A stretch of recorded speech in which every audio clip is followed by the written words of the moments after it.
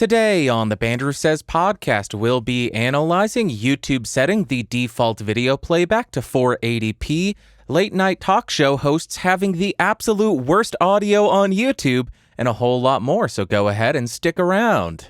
Let's start with YouTube changing the default video playback. This last week, it was announced that YouTube would set the default video playback to 480p, and as soon as I heard that, I started freaking out thinking, oh my gosh, all of the audio for my microphone reviews is going to be trash. So I put out a tweet and a community post informing people that I do have a website where they can listen to high quality audio. And then it was pointed out to me that you can still change the setting. You are not limited to 480p. You can still upgrade that by clicking the quality settings and change that to whatever the highest quality that's available is, but they are simply defaulting the video playback to 480p to hopefully help with bandwidth limitations for the ISPs, because now that everybody is working from home, everybody is watching YouTube all day, every day, or maybe I should say now that some people are working from home and others aren't working at all, they are watching an exorbitant amount of Netflix and YouTube. So YouTube and Netflix have all decreased the default playback resolution to hopefully assist with not overloading the system. But that's really all the news there. YouTube has changed the default. You can still change it to whatever it was uploaded to. So you can still watch MKBHD in 4K or 16K or whatever the hell he's shooting in, and whatever the max YouTube viewing resolution is. So there you go, just wanted to share that with you. Next, very briefly, I want to talk about self-certification on YouTube. I just received a banner notification at the top of the YouTube Studio beta saying, hey, you are going to be in the self-certification program. Here's a video you can watch, and it should roll out in the next few weeks. If you don't know what self-certification is, this is a program where you answer a few questions whenever you upload a new video, and that determines whether or not your video is advertiser friendly and whether or not you will have advertisements on your video. So it does rely 100% on the uploader of the content creator to answer appropriately. And if you don't answer appropriately, I am fairly certain you will be kicked out of that program and you may ultimately lose monetization.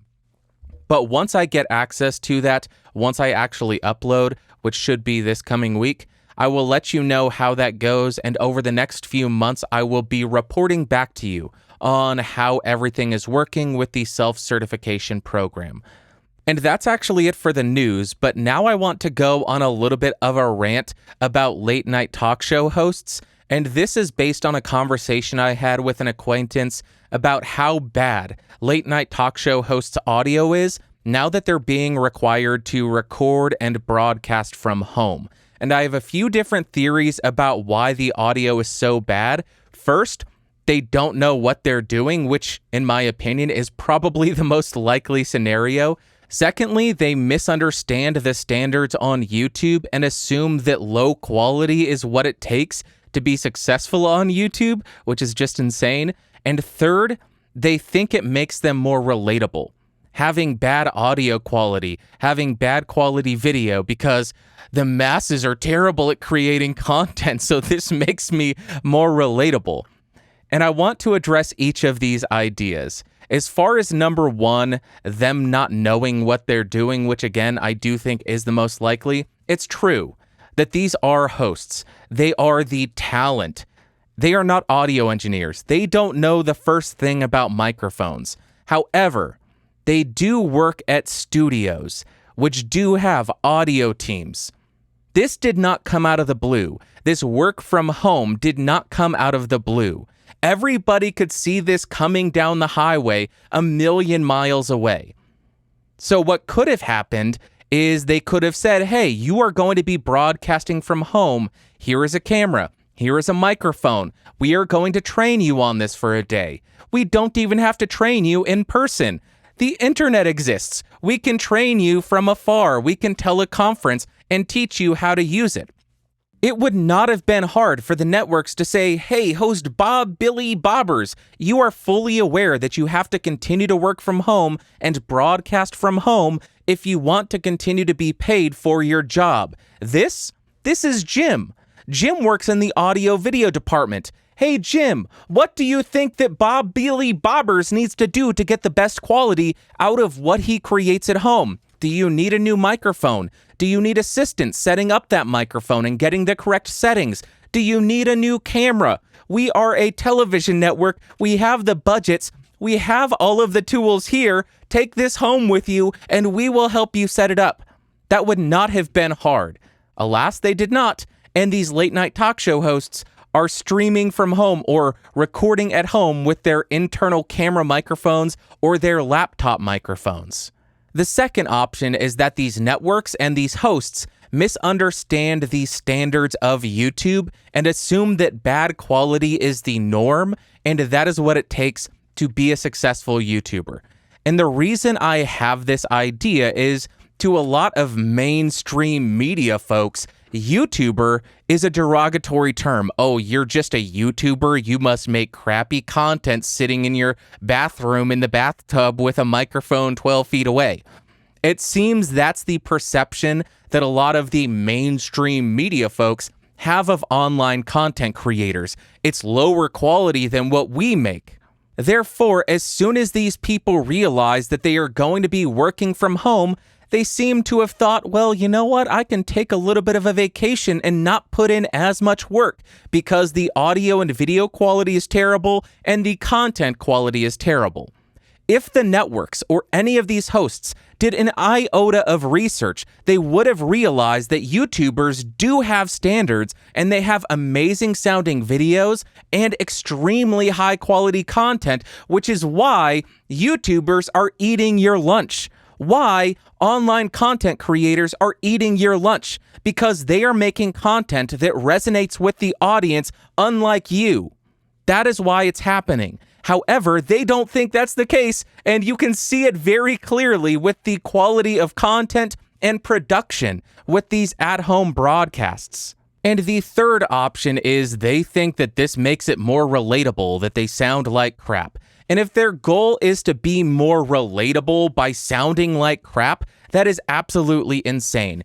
As I just said, YouTubers and podcasters have extremely high standards when it comes to audio. Yes, if you went back to 2006, 2007, the majority of viral videos were shot on a camera phone and they sounded like garbage. That was 14 years ago. The expectations and standards that people have for online content creation has jumped up leaps and bounds over the last decade. You cannot just assume, well, if I make bad quality stuff, it makes me relatable. No, it doesn't. It doesn't make you relatable. It just makes it abundantly clear how talentless you are when you don't have a dozen people writing for you. There are so many YouTubers who I believe would do a much better job than you are doing in this position, both in terms of production quality, in terms of relatability, in terms of quality of content. However, guess what? If they were offered your position, they probably wouldn't take it. Of course, we have to omit Lily Singh from that because she was offered the job, she took it, but the majority of us would not want your job even if it was offered to us on a silver platter. Do you want to know why? We are free to make whatever content we want. We can do whatever the hell we want, whenever the hell we want to do it. You, however, are at the whim of the network. You have to do whatever they tell you to do because they are signing your paycheck. Yes, in theory, YouTubers do have their checks signed by Google, but they don't dictate what we have to do. They just dictate what we can't do. There's a very big difference there, and it is getting a little bit more restricted on YouTube, to be completely fair, but there are other video platforms that you can use, and you can be audience funded to avoid any concerns about losing your income stream. It is so much more free if you are an online content creator, and I don't think the majority of online content creators would want the job of a late night host because it seems like an absolute nightmare. Now, because I know all of these late night talk show hosts and audio video folks and network executives are watching this show in particular, let me go ahead and offer a few pieces of advice on how to get better at creating online content. First off, ask your audio team to teleconference with you and help you pick out an external microphone and help you set it up and get the best settings and get the best recording. That will help tremendously with the production quality. Video is not the most important aspect of the video you're producing. I know it sounds counterintuitive, but how are you conveying the majority of information in your television show, in your online video?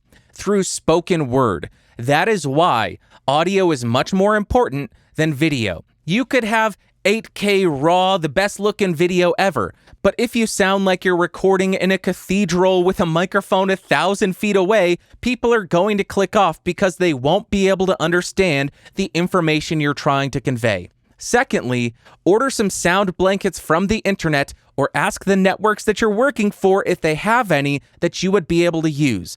A lot of the sound quality that I have seen in these late night recordings is they are echoey. They are very reverberant because they live in these massive mansions and they don't have sound treatment.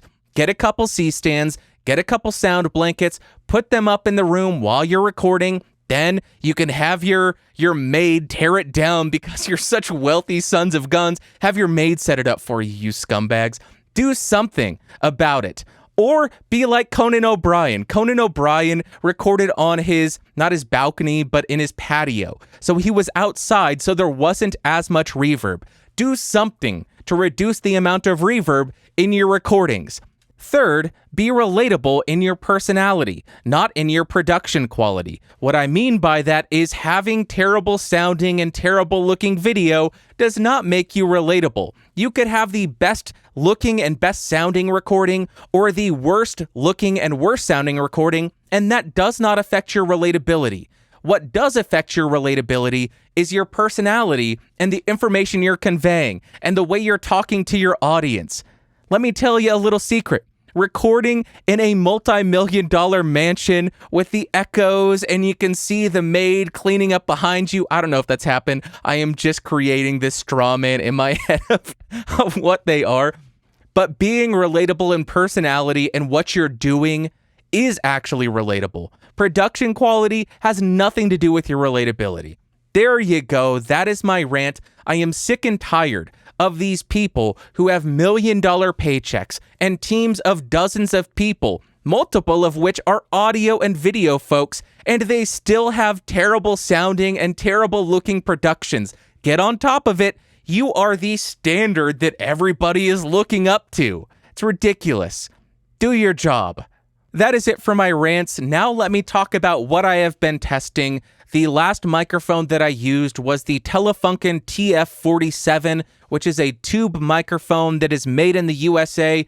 It uses the same transformer as the Telefunken U47, and it is pretty amazing. It is an incredible sounding microphone, very different than what I typically like, but the first thing that I noticed was it has a robust, warm, full low end, but it's not boomy or boxy or muddy. The low end sounds incredibly detailed, and that is not something that I think I have heard before.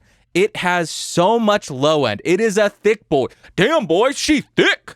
But it is at the same time a detailed and crisp and tight low end, which was amazing to hear. Also, the top end, holy crap, there's a lot of that. That is a very detailed microphone, especially for spoken word, because I believe everything above 10 kilohertz starts to roll off quite drastically. So for spoken word, it is very detailed and very crisp and articulate.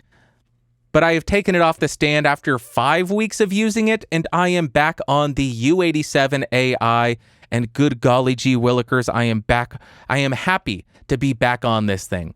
Last thing I will say about the Telefunken, yes, it is bright, yes, it is crisp, which, as I mentioned, is not my first pick most of the time, but once I threw an LA2A style compressor on that thing, holy crap. It became one of my favorite sounding microphones for acoustic guitar and vocals. Singing vocals through that thing with an LA2A compressor.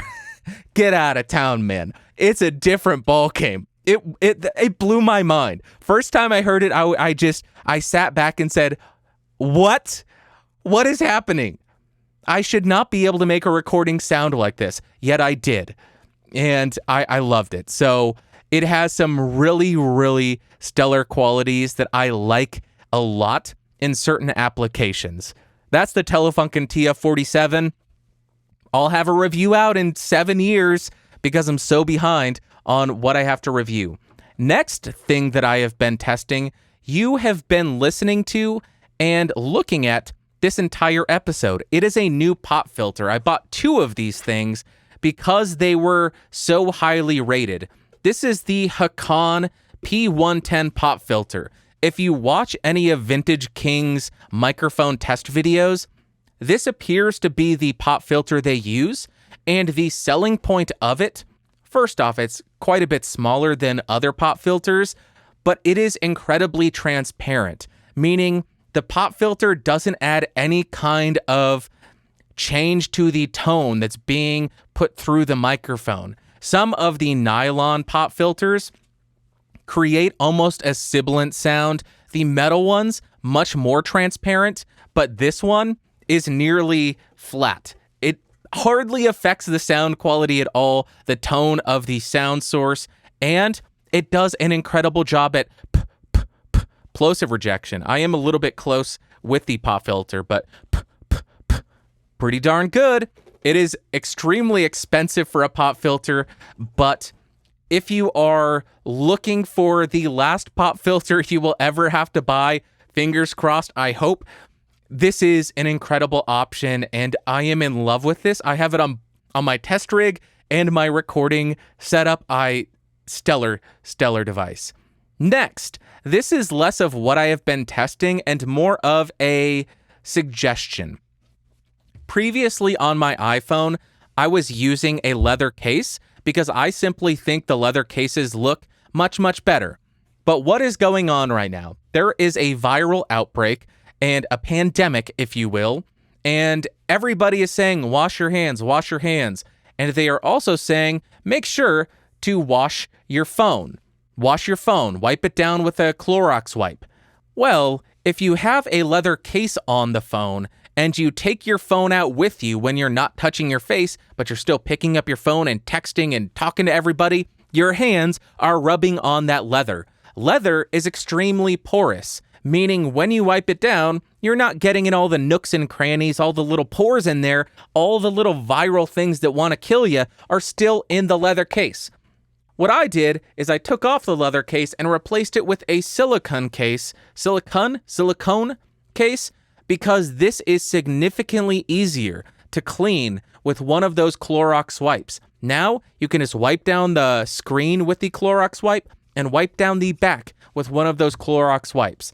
So in order to keep yourself from getting sick, I would recommend for the time being, if you have a porous case, something like wood, something like leather, switch it to silicone or take off the case altogether. Yes, more risky, but what's more risky? Dropping your phone and breaking it or catching a virus? I would go for a broken phone every day of the week. And the last thing that I want to talk about is less of what I have been testing and more of a suggestion for you to hopefully help you maintain a healthier mindset. I have been an extremely firm advocate for Twitter for years because I have always had a great experience on the platform. I only follow people who talk about stuff that I am interested in. If somebody starts getting too political or saying crazy dumb stuff, I'll just mute them or unfollow them. I have a wonderful time on Twitter. However, I don't know if you're aware of this, but there is a pandemic out there of viral nature, and the sidebar, the trending sidebar on the desktop for Twitter is completely full of stuff surrounding and related to the coronavirus, as well as the political response to the coronavirus. I don't know about you, but I will admit this. I have a very hard time seeing some of these trending topics and not clicking on them because I assume well, that sounds like it could be some interesting news or some important news. I will click on that, and then what do I see? Nothing but political screaming and political ranting. I simply don't have the willpower not to click on those. So over the last week or so, I have found Twitter to be an extremely toxic place. Well, I was in the voice chat for the Podcastage Discord, and I had a chat with one of the members, Nerd, and he provided me some code that would turn that off, but I don't have the plugins that would allow me to turn that off. So he recommended changing the trending location to a location that doesn't speak my language. So I switched the trending location from the United States to Japan. And I have to tell you, the last couple days on Twitter have been amazing. I have not been anxious. I have not left using Twitter and felt angry or triggered or anything. I just go on, look at what people are saying, the people that I follow, and I sign off. It is a wonderful experience. So if you have felt extremely anxious and angry after using Twitter because you see all of these political recommended topics in the side and topics that are making you concerned about your livelihood, go ahead and change the trending location to a location that doesn't speak your language. It has been wonderful, and Nerd, thank you very much for that recommendation. And that's actually all of the stuff that I wanted to talk about. I do want to include one or two disclaimers here. First one being, if I was off my game today, do not blame me. This is not my fault. It's not my fault. It's everybody else's fault. No, if I was off my game, go find Sound Speeds on YouTube and leave him a comment saying, I blame you for Bandrew sucking this week. Why am I saying that? Because he introduced me to a Netflix documentary series titled Tiger King. If I could sum up this series in one word, it would be, huh?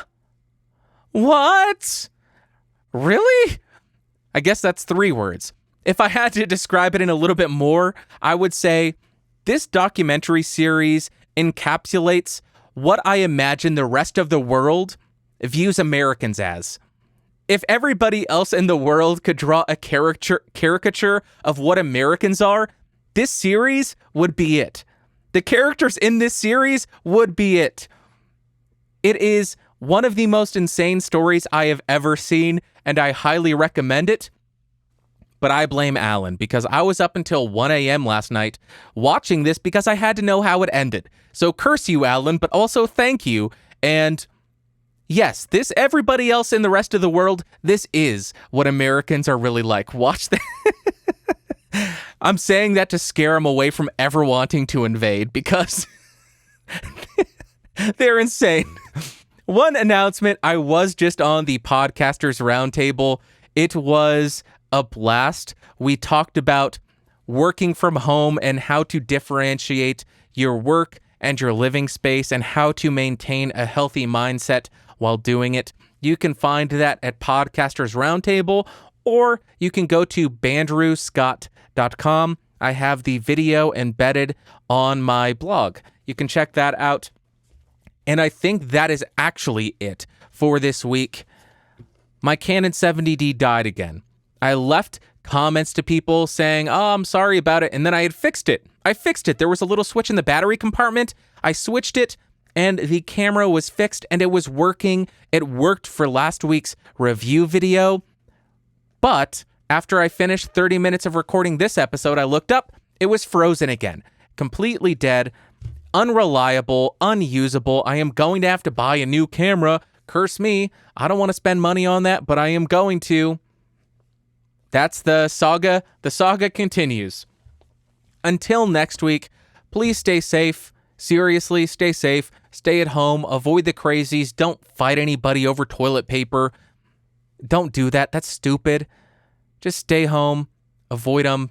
And if you know of any good, crazy apocalypse movies, let me know in the comments. I'm looking forward to that. And I want to do some episodes of I Watch Movies. So thank you so much for watching. Thank you so much for listening. I absolutely love you. You are a beautiful human being, and I hope you have an amazing Sunday, Monday, Tuesday, Wednesday, Thursday, Friday, Saturday.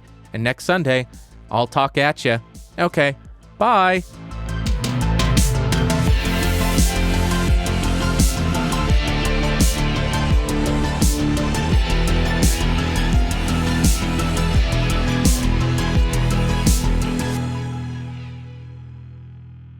This has been a Geeks Rising production. Your executive producer is Bandrew Scott. For more information, head over to www.geeksrising.com. I thought I had it fixed. The camera broke again. The 70D effing broke again. The second time. This is absolutely insane.